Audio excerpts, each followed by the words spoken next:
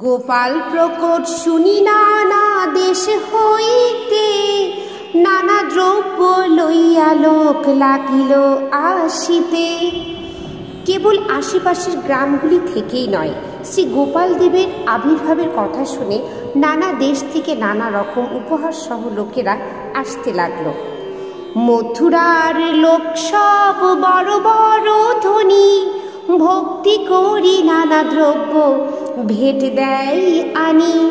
মথুরার সমস্ত ধনী লোকেরাও নানা রকম উপহার নিয়ে এসে ভক্তি সহকারে সেইগুলি ভগবানকে নিবেদন করলেন।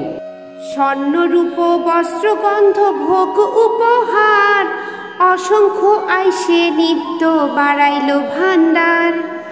এভাবে অপর্যাপ্ত পরিমাণে সোনা রূপা বস্ত্র, গন্ধদ্রব্য এবং ভোগ উপহার সামগ্রী আসতে লাগলো। তার ফলে গোপালের ভাণ্ডার প্রতিদিন বাড়তে লাগলো।